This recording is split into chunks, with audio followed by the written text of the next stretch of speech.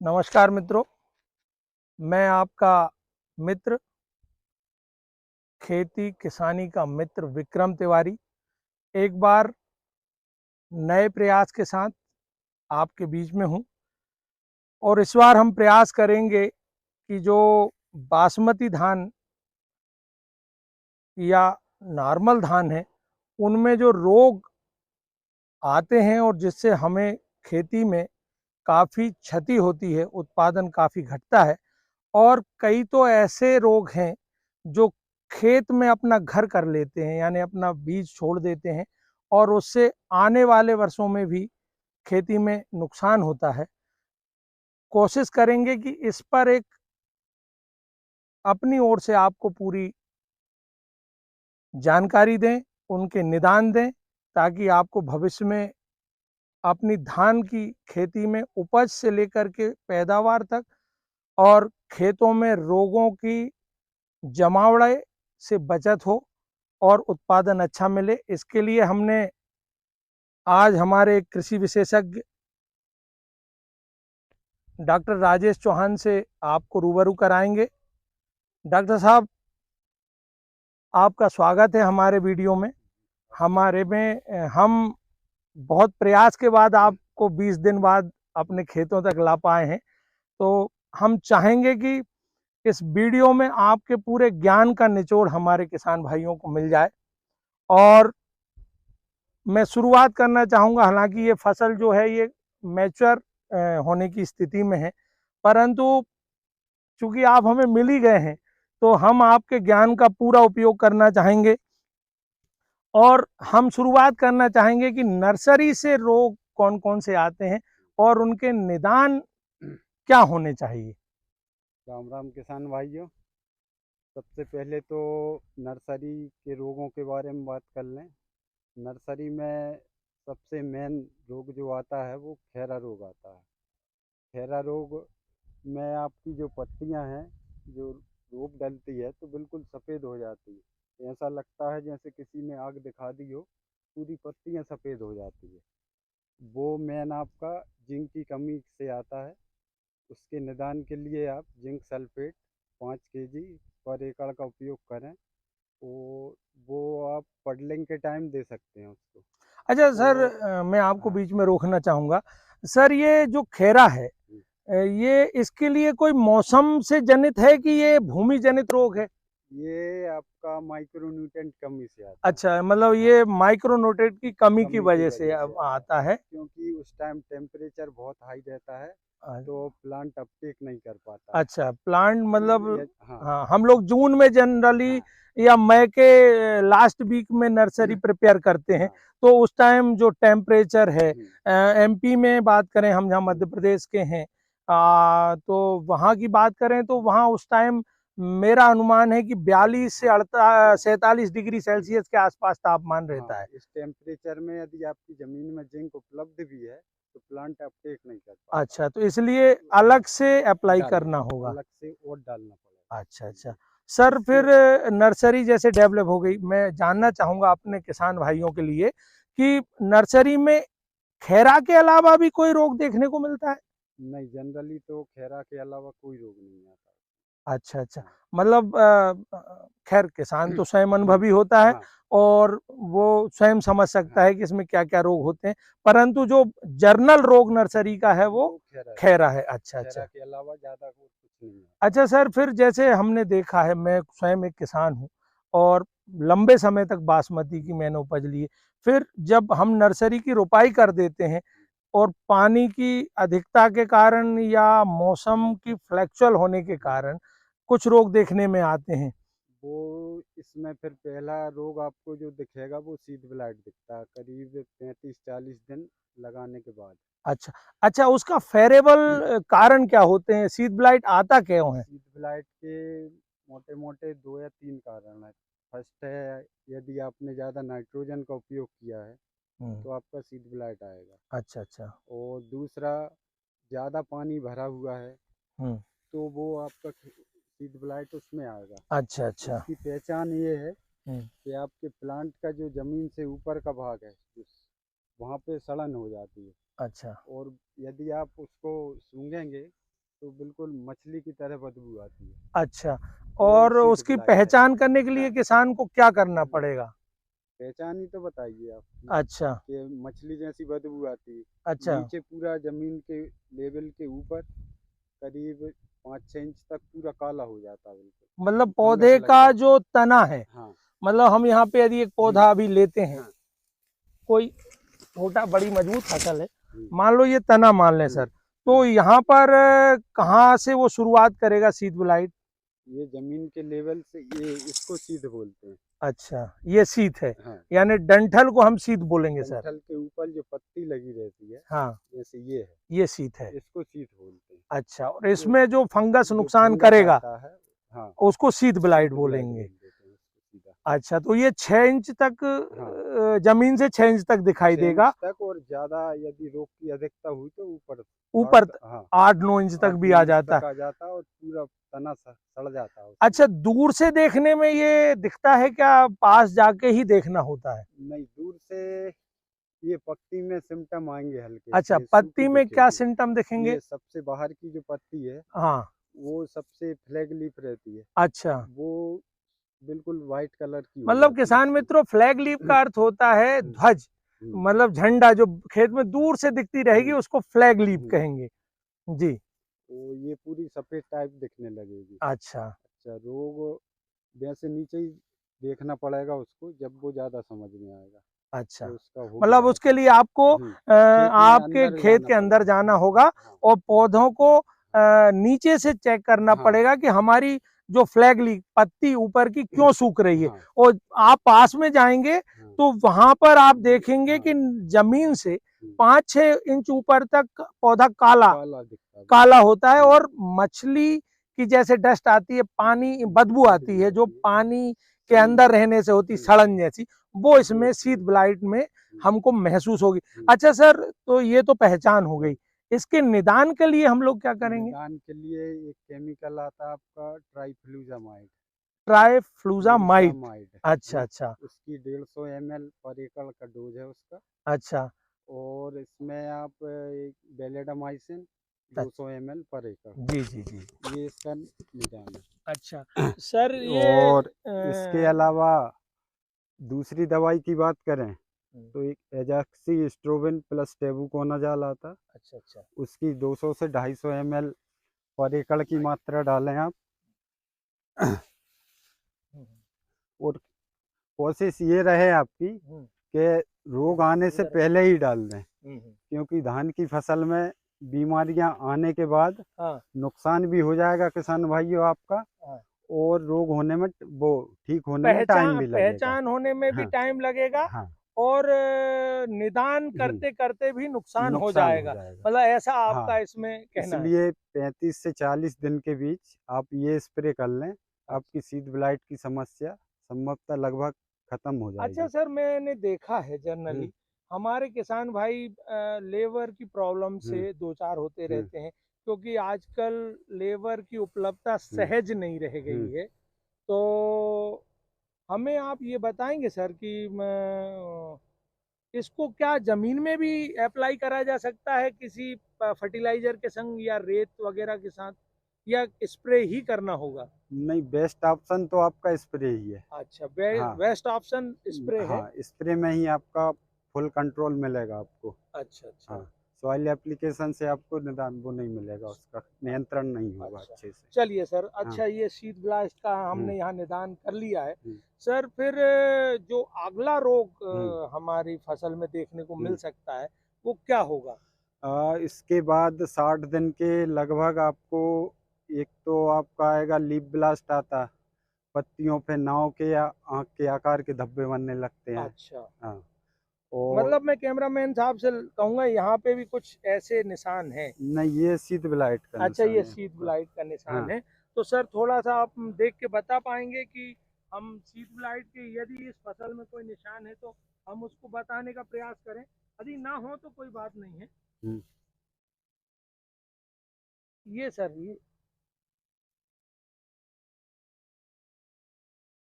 ये रहेगा क्या? हाँ, ये रहेगा। ये है आपका लीफ लीफ ब्लाइट लीफ का। ब्लाइट की ये पहचान है। नाव बीच नाव के आँख के आकार का धब्बे बनने बीच चालू बीच होते में हैं, धब्बे बनेंगे। धब्बे बनेंगे।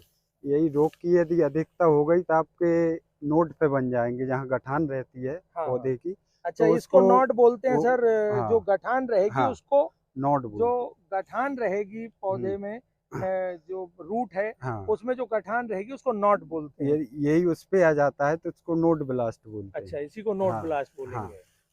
अच्छा, इसका सर निदान क्या रहेगा सर? इसके लिए फिर वही केमिकल है आपके एजाक्सिस्ट्रोबिन डाइफेनोकोनाजोल का उपयोग कर सकते हैं आप। और अच्छा इसके सर, ये हमारे किसान भाई अक्सर मैंने देखा, मैं भी जब कहीं से इसकी शिक्षा लेता हम्म था तो हमें टेक्निकल की परिभाषा याद नहीं हम्म रहती है। हम्म क्या कोई ब्रांडेड कंपनियों में इसका पर्टिकुलर नाम से कोई चीज आती है क्या सर? इसका आप सिंजेंटा में देख लें, जी। लेकिन थोड़ा महंगा पड़ेगा किसान भाइयों आपको। अच्छा हाँ। अच्छा, हम यहाँ क्लियर करना चाहेंगे, हम्म बिल्कुल साफ करना चाहेंगे हम्म किसान मित्रों, कि हम यहाँ किसी हम्म कंपनी को प्रमोट करना नहीं चाहते, इसलिए सर से हम टेक्निकली ले रहे हैं, हम्म परंतु इजीली कहाँ मिल जाए हम्म। इसलिए हम सर से पूछना सभी चाहते हैं। कंपनियों का आता है ये टेक्निकल कॉम्बिनेशन। आप चाहें तो किसी रेपुटेटेड कंपनी है जो अच्छी है, इतना नॉलेज तो आपको होगा कौन सी कंपनियां बाजार में अच्छी है, हाँ। मीडियम रेंज की, हाई रेंज की, हम्म। तो वो आप ले सकते हैं। मीडियम रेंज की कंपनियों का ले लें, उनका भी अच्छा आता है। मतलब सर हाँ। ऐसा है क्या, जो आपने मीडियम और हाई रेंज हम्म। कही, तो टेक्निकल के काम करने में भी अंतर आएगा क्या? नहीं, टेक्निकल में ज़्यादा फर्क नहीं आता। जो मल्टीनेशनल कंपनियां रहती हैं उनके खर्चे बहुत रहते हैं, अच्छा अच्छा। स्टाफ का खर्च जी। और एडवर्टाइजिंग का खर्च, वो खर्च सब दवाइयों में जुड़ के फिर उसकी कीमत तय होती है। अच्छा और मीडियम रेंज कंपनियां हैं वो ज़्यादा एडवर्टाइजमेंट नहीं करती है, वो डीलर के भरोसे ही अपनी दवाइयों को बेचती है। तो वहाँ आपको, उनका स्टाफ भी कम रहता है, तो इसलिए तो उनकी, किसानों को वो हाँ, थोड़ा सस्ता। तो उनको थोड़ा सस्ता पड़ता अच्छा है। ये हाँ। सर, अच्छा ये तो हो गया अपना लीफ हम्म ब्लाइट और शीत ब्लाइट से हम्म हम हम्म। अब अगली स्टेज सर इसके इसमें। बाद जो सबसे मेन रोग है पूसा बासमती का, वो है आपका नेक ब्लास्ट, मतलब नेक ब्लाइट, जैसे हमने गर्दन इस तोड़ खेत भी में कहते आप हैं। आए थे सर, तब हम्म भी हमने नेक ब्लाइट कहीं हम्म देखा था। हम्म। क्या हम देखकर इसमें बता पाएंगे कि नेक ब्लाइट कौन सा होता है? नेक ब्लास्ट आपका पौधे पे बता दीजिए ना सर। हम्म, ये ये है आपका, ये प्लांट की नेक है, या गर्दन भी बोल सकते हैं आपको। जी। ये यहाँ पे आता है। इससे क्या है, ये बाली जब ज़्यादा हो जाएगा तो यहाँ से बाली ये टूट के गिर जाएगी। अच्छा, तो मतलब ये इसमें पोषण रुक जाएगा। हाँ, सबसे ज़्यादा नुकसान ये आपका नेक हाँ नेक यानी ब्लास्ट करता है। पूरा आपने फसल हाँ, तैयार कर ली, तैयार कर लिए। और जब उसमें से अर्निंग की बारी हाँ, आई तो ये गर्दन पर आकर नोट लग गया। नोट लग गया, ये आपकी पूरी बाली गिर जाएगी, आपका उत्पादन पे 30 से 40% का फर्क भी घट आता सकता है, है। घट सकता है। तो सर इसके निदान या इसके ये हम्म ना आए, हम्म। ऐसा कुछ हम अप्लाई कर सकते हैं क्या हाँ, इसमें? इसके लिए कुछ तो कॉमन फंजीसाइड है जो चलन में है, जैसे ट्राइसाइक्लोजोल है, हाँ 120 ये, ग्राम पर एकड़ डालते हैं। अच्छा ये ट्राइसाइक्लोजा सर स्पर्शी फंगीसाइड है कि नहीं, सिस्टेमेटिक है? सिस्टेमिक फंजीसाइड अच्छा, रहते हैं इसमें। सिस्टेमेटिक हाँ, फंगीसाइड है। क्योंकि पैडी में मेन सिस्टेमिक फंजीसाइड का ही ज़्यादा काम है। सर तो हाँ। मैंने, जब मैं अपनी खेती को अच्छे से करता था हम्म। तो प्रोपोकोनाजोल क्या इसके लिए अप्लाई कर सकते हैं क्या? हाँ, प्रोपिकोनाजाल भी कर सकते हैं, लेकिन वो बहुत पुराने टेक्निकल हो गए हैं आजकल, अच्छा, है ना। मतलब वो, और उनके प्रति फसल में रेजिस्टेंस आ गया है, अच्छा तो इस, उनका असर अब मतलब ज़्यादा नहीं हम रहता। सीधी भाषा में कह सकते हैं कि जिन एरियो में लोग हम्म नया धान ले रहे हैं, हम्म। धान की फसल शुरू कर रहे हैं, हाँ, उनके लिए वहाँ, प्रोपिकोनाजोल हाँ, तार्किक रहेगा। प्रोपिकोनाजाल आपका ट्राइसाइक्लोजोल ये डालें, उन्हें फुल कंट्रोल फुल मिलेगा। कंट्रोल मिलेगा। लेकिन जिस एरिया में 8-10 साल या से- उससे ज़्यादा टाइम से फसलें लग रही है, हम्म। तो वहाँ पे फिर हेवी फंजीसाइड डालना पड़ेगा पर सर आपको। हैवी में क्या आ जाएगा सर? हेवी में एजाक्सीस्ट्रोबिन प्लस डाइफेनोकोनाजोल आता, अच्छा अच्छा, सबसे हेवी फंजीसाइड है आज की तो मतलब डेट में। उससे नेक रुकेगा। हाँ, अच्छा सर, लेकिन ये डालना है आपको आने के बाद, निदान नहीं है इसका, सर मैं, आने से आपने पहले आपने डालना मेरे है मुंह की आपको। बात छीन ली, हाँ। कि मैं यही पूछने आपसे वाला था हम्म, कि यदि हम इसका पहले ही कुछ ऐसा कर लें कि हाँ, नेक ब्लाइट आए ही आए नहीं। ही ना। इसके लिए जब आपकी गबोट अवस्था रहती है हाँ उस मतलब टाइम आपको डालना है। टिलरिंग हाँ, नहीं, टिलिंग नहीं नहीं कहेंगे सर टिलरिंग नहीं, इसको। आपकी गबोट बनती है ना, अच्छा, कुछ कुछ। जिसमें आपकी बाली हाँ, होती है, उस रूट के टाइम पे इसको अप्लाई आपको उसको करना है, अप्लाई करना आपको। तो नेक ब्लाइट से आप बच हाँ, सकते हैं। हाँ, एक बार यदि आपको दिख रहा है कहीं कहीं, हाँ तो जब फुल बाल आ रही है, आपकी फुल वाली आ जाती हाँ, है, मतलब पूरी उसके बाल बाद जब डाल बाहर होने सकते की हैं। 100%। क्योंकि नेक ब्लास्ट ये है, जब आधी बाल पकने लगते पक जाती है, आधी बाल हरी रहती है, जब इसका प्रकोप बहुत तेज होता है, इस स्टेज पे आता है। अच्छा सर, इसका कोई फेरेबल सीजन भी होता है कि ये केवल जमीन से ही हो जाता है? नहीं, इसका भी कारण है। सबसे पहला कारण तो वो ये नाइट्रोजन की अधिकता। अच्छा, हाँ, मतलब हम यूरिया का अप्लाई थोड़ा कम संतुलित कर। मात्रा में यदि हाँ, करेंगे तो नेक ब्लास्ट के ने ब्लास्ट आने के चांसेस हाँ, थोड़े कम हो सकते हैं। धान पैडी में आप यदि यूरिया का ज़्यादा उपयोग करेंगे, तो शुरू से ही आपके खेत में बहुत ज़्यादा रोग आएँगे। तो यदि यूरिया आप कम से कम यूज़ करें, या आप फोलियर वाला ले लें। मतलब सीधा यदि मैं कहूँ हाँ, सर, तो जो प्राकृतिक खेती पे हाँ, सरकार जोर दे रही है, यदि हाँ, हम उस ओर भी बढ़े तो हुँ। ये कई रोगों से बचा जा सकता है। उसमें अभी टाइम लगेगा, अरे टाइम, एकदम से नहीं कर हाँ सकते हाँ ये। हाँ, मतलब हाँ, है, जमीन हैबिचुअल हो गई है हैबिचुअल हो हैवी गई है, फर्टिलाइजर की। फंगस पूरी पनप चुकी है, उसके स्पोर उसमें उपलब्ध हैं। हम्म, जब उनकी फेवरेबल कंडीशन आती है, वो एक्टिव हो जाते हैं, हाँ। और वो फिर फसल पे अटैक हो जाता अच्छा है सर, आपका। अब नेक ब्लाइट हो गया, हुँ, नेक ब्लाइट हो गया, इसके बाद का कौन सा रोग है सर? इस मैं यहाँ देख रहा हूँ इस फसल में कहीं गोटे गोटे भी दिख रहे हैं, परंतु हाँ, उसकी बारी आएगी तब हम उस पर बात करें। हुँ, और मुझे वो भी दिख रहा है जिसको आप मुझे हर हमेशा कहा करते थे हुँ, कि एक कीड़ा होता है जो दाने को पिन कर देता है हुँ, और फिर वो दाना काला हो जाता है। वो कीड़ा मुझे यहीं हुँ। दिखाई दे रहा है। हाँ, वो कीड़ा आता है आपका गंदी बग बोलते हैं उसको। अच्छा अच्छा। वो कीड़ा जब आपकी दाने जब बालियाँ निकल के कंप्लीट होती है, जब अटैक करता है। दूध के स्टेज पे? नहीं, दूध से पहले भी कर देता। अच्छा यदि दाने में दूध नहीं बना है, जब उसका अटैक होता है, तो आपके दाने जो ऊपर के हैं वो सफ़ेद दिखने लगते हैं। अच्छा। वो स सर हाँ, यदि वो गंदी वक्त है क्या हुँ, सर? एक मिनट देखना चाहेंगे हुँ। या कोई और है? नहीं, ये नहीं है गंदी ये बग। गंदी वक्त नहीं, ये ये तो मकड़ी है। मकड़ी अपनी दोस्त है ये तो। अच्छा, ये दोस्त है। हाँ, अच्छा तो अच्छा। यदि और दूध के टाइम हम्म, जब दाने में दूध बन रहा है, उस टाइम यदि गंदी बग का अटैक हो गया, तो उस टाइम वो उसकी जो चोंच रहती है, उसको दाने में चुभा देता है।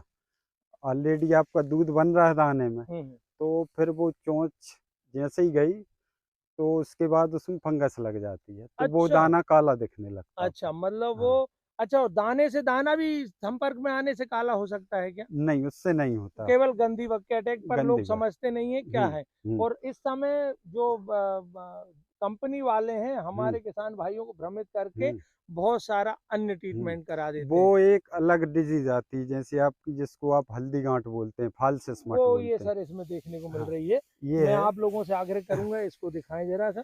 ये आपकी फाल्स स्मट है। हाँ, ये देखिए, आप हाँ, इसको जब हाँ, रब करेंगे तो ये हल्दी देखो। जैसा रंग आएगा। ये हल्दी जैसा हुँ, रंग आ गया है। ये इसके जो स्पोर है वो हवा में उड़ते हैं पूरा, अच्छा एक दाने से दूसरे दाने, अच्छा। और फिर ये और प्रोसेस भी चलती ज्यादा रहती। मात्रा में यहाँ कहीं हाँ, देखने को मिला था।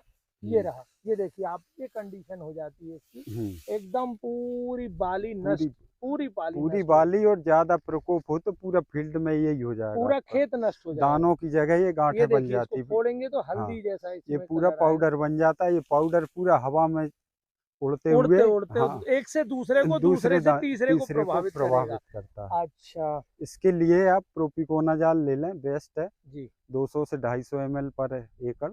सर एडवांस स्टेज में इसको अप्लाई कर सकते हैं? हाँ, कर सकते हैं ना सर इसको। मेरा नॉलेज तो जहाँ तक है, मैं आपसे हुँ, क्लियर करना चाहूंगा, ये बीज जनित रोग है सर? बीज हल्दी जनित गांठ?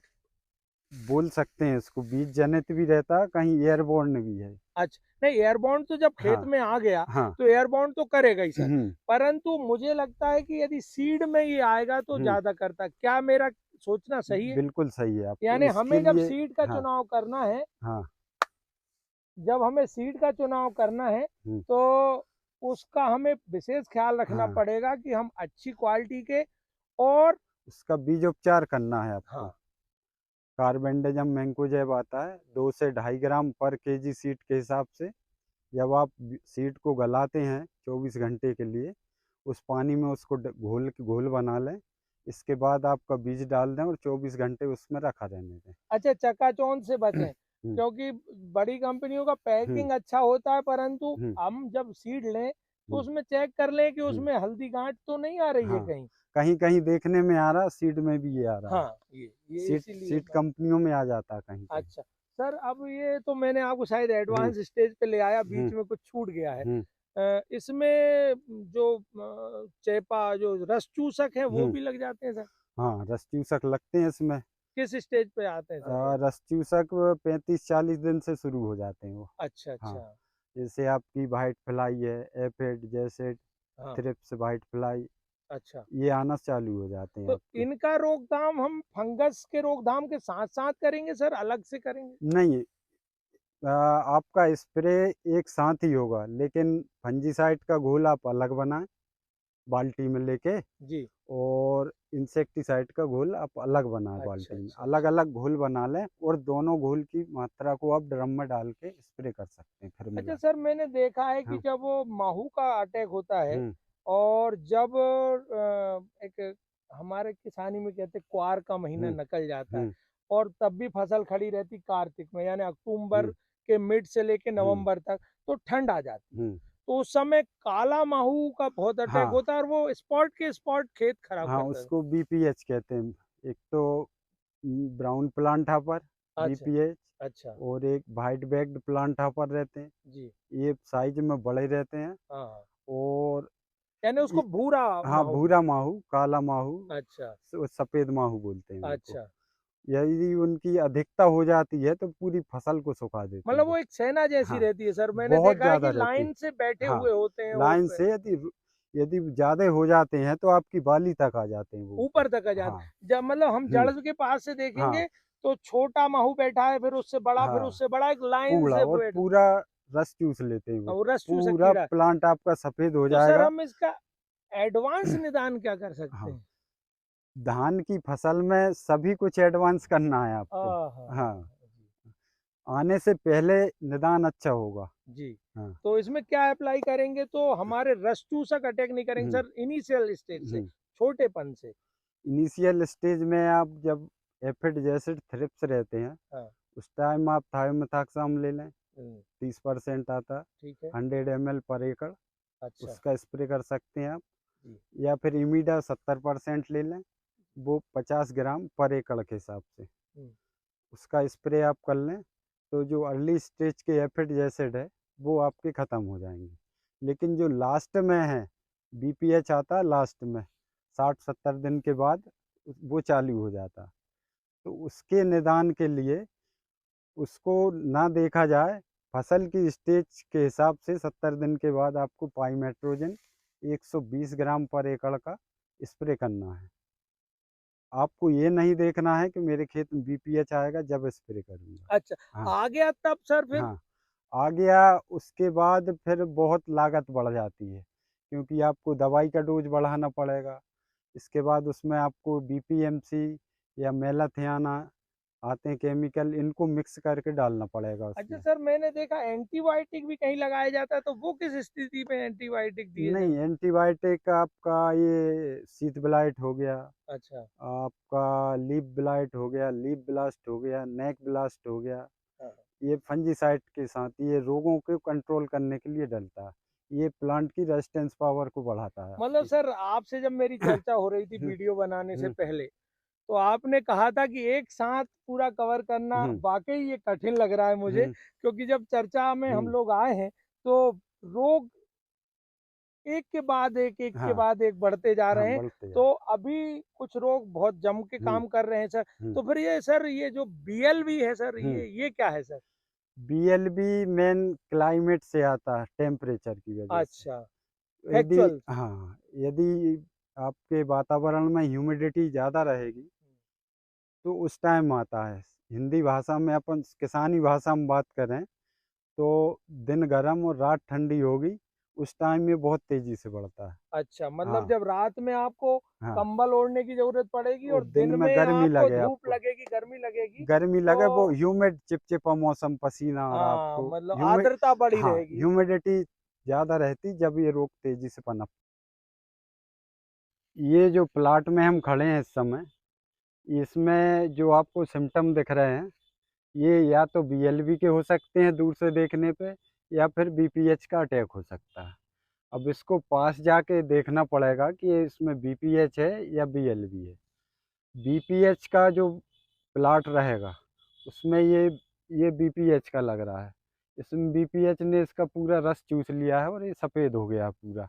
नीचे पूरी बालियां ख़त्म हो गई हैं इसकी, कोई दाना नहीं पड़ा है बिल्कुल, और ये ख़त्म है ये प्लाट। ये बीपीएच का बहुत हेवी अटैक था इसमें, और इसकी दवाएं टाइम पे नहीं डली है। सर बीपीएच किसको कहते हैं सर? बीपीएच आप किसानी भाषा में बात करें तो आप जो नॉर्मली बोलते हैं, सफ़ेद माहू, भूरा माहू, काला माहू, ये आपकी जो वाइट फ्लाई या सफ़ेद मक्खी रहती है उससे बड़ा रहता है साइज में, और बहुत ज़्यादा झुंड में रहते हैं ये, और बहुत तेज़ी से फसल को नुकसान पहुंचाते हैं ये।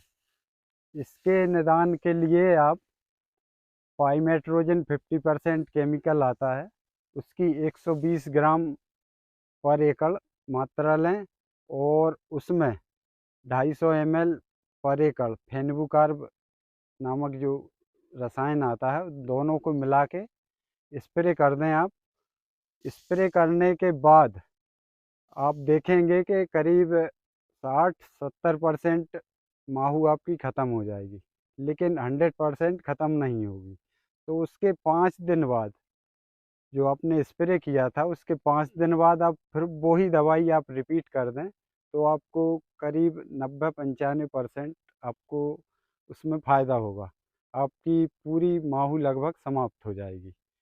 इसका निदान का सबसे अच्छा तरीका है कि बीपीएच आने के पहले 8 से 10 बीपीएच पर हिल हो आपके, मतलब एक कूचे पे 8 से 10 बीपीएच, वो आपकी बीपीएच की नॉर्मल स्टेज है। यदि वो स्टेज रहेगी आपकी 60 से 70 दिन, उस स्टेज पे आपने यदि स्प्रे कर दिया है, तो ये फील्ड की जो कंडीशन आज हम देख रहे हैं, दिखाई भी ये कंडीशन नहीं दिखाई देती है आपकी। बिल्कुल आपको अच्छे से परिणाम इसके मिलते हैं। लेकिन यदि आप लेट हो गए हैं तो ये कंडीशन आपकी बन जाती है। मतलब हुँ, डॉक्टर साहब का यहाँ कहना है कि हम सतत हमारे हुँ, खेत की निगरानी हाँ, करते रहें। करते रहें। यदि हम निगरानी नहीं हाँ, करेंगे तो रोग को पहचान पाना कठिन मुश्किल हो होगा। जाएगा, और इस तरीके से हाँ, जो ये किसान भाई का नुकसान हुआ है, हुँ, ये नुकसान खेत के अंदर हो जाएगा। हुँ, अच्छा सर, मैं यहाँ खड़ा हुआ हूँ, तो क्या ये जो बदबू आ रही है, हुँ। ये भी उसी रोग के कारण आ रही है?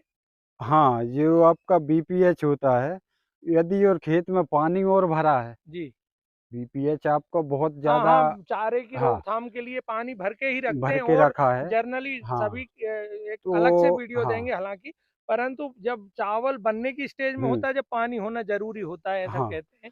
पानी खड़ा नहीं रखना उस स्टेज पे अच्छा, आपको। अच्छा, आपको पानी का ब्रेक देना 10-12 दिन के लिए, अच्छा, ताकि आपकी जो मिट्टी में लाइनें पड़ जाए नीचे। ठीक है। जो आप पानी देंगे, तो वो 24 घंटे के अंदर ज़मीन के अंदर चला जाएगा। मतलब पानी आपको स्थिर नहीं रहेगा वो।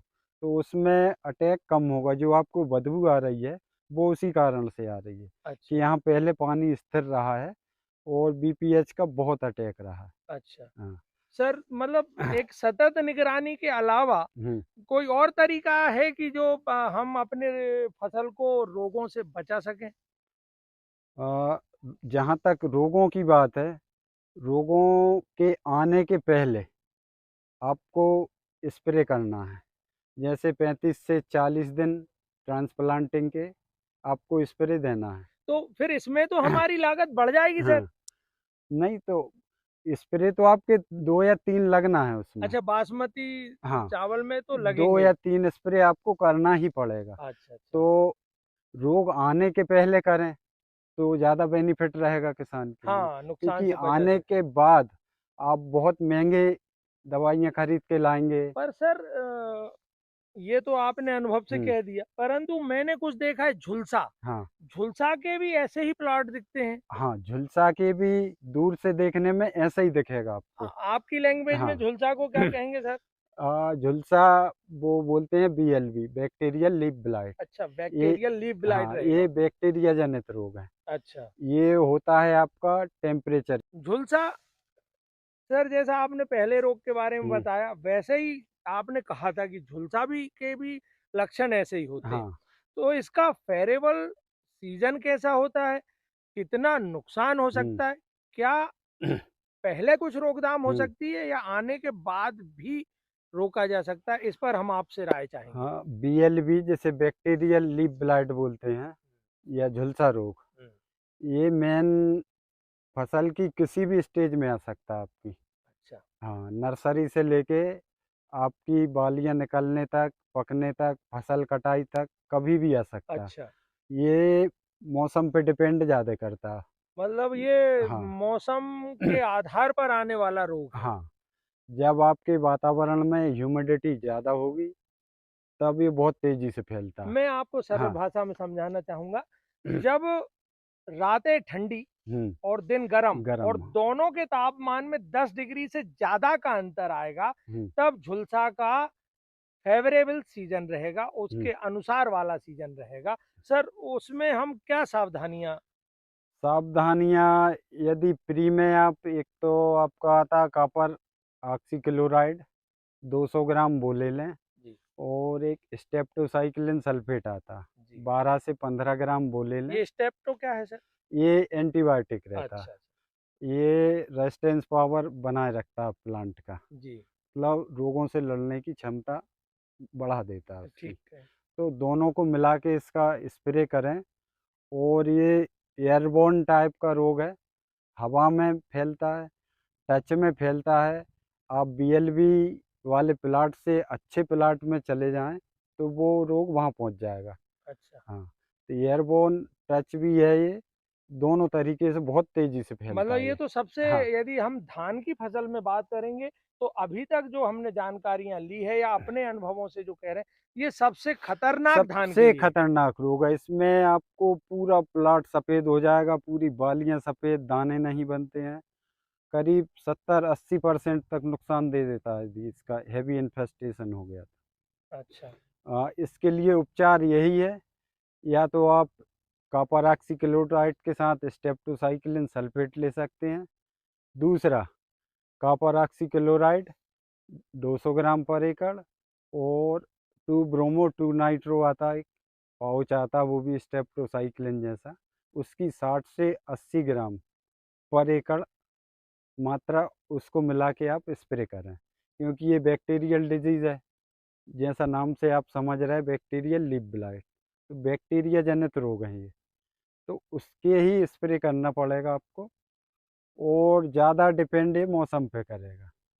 यदि आपका इस समय, जब रोग बहुत तेज़ी से फैल रहा है, उस टाइम कहीं बारिश हो जाए या ठंडा मौसम हो जाए तो ये रोग अपने आप भी कंट्रोल हो जाता है, अच्छा। आपको दवाई की ज़रूरत नहीं पड़ेगी। मैं मतलब हाँ मैं आपको बीच में हुँ, टोक दिया हूँ सर। क्या निदान के लिए जो आपने दवाइयाँ बताई हुँ, वो पूरी हो चुकी हैं? हाँ, मैं थोड़ा अपने किसान हुँ, मित्रों के लिए इसका सरलीकरण हुँ, करना चाहूँगा। यदि ये रोग से हमें बचना है हुँ, तो हमें सतत निरीक्षण, हुँ, और जैसा मैंने पहले बताया, मौसम फैक्चुअल है तो उस समय हमें अलर्ट रहना हुँ, है। और यदि ये मौसम लंबे समय तक ऐसा चलता है तो हाँ, ये आप डाल सकते हैं। एहतियाती भी हम हाँ, अपने खेत में स्प्रे करके रख स्प्रे सकते हैं, कर, जिससे हमारी ये धान की फसल का जो रोग प्रतिरोधक क्षमता है उसको बल मिलेगा। हुँ, और शायद हुँ, या बहुत सारे हिस्से में हम कह सकते हैं कि इस रोग से हम बच बच सकते हैं। सकते सर, और कोई भी इसके बारे में आप जानकारी देना चाहेंगे? हैं। नहीं, बीएलबी का तो यही है मेन। मेन उसकी परफेक्ट अभी कुछ भी नहीं है दवा। अच्छा, परफेक्ट। मतलब ऐसा कुछ केमिकल नहीं है कि आपके खेत में बीएलबी आ गया है, आपने स्प्रे कर दिया, वो ख़त्म हो जाएगा। ऐसा परफेक्ट निदान अभी नहीं है। मित्रों, हाँ, धान पैदा करने वाले, खास तौर पर बासमती धान पैदा करने वाले किसानों को एक तो अपनी किस्में अच्छी चुननी होंगी, हुँ, दूसरे सतत निरीक्षण ही इसको बचा सकता है। और जब भी इस रोग के फेरेबल सीजन हो तो हम कुछ एंटीबायोटिक, जैसा सर ने बताया, डालकर इसमें 50% से ज्यादा या कम, वो तो मौसम और भाग्य पर निर्भर करेगा, परंतु हम अपनी बचत कर सकते हैं। आज के लिए इतना ही। आपका कृषक मित्र विक्रम तिवारी आपके लिए नए नए वीडियो लाता रहेगा। काम पसंद आए तो आप मुझे प्रोत्साहित जरूर करिएगा। धन्यवाद। नमस्कार।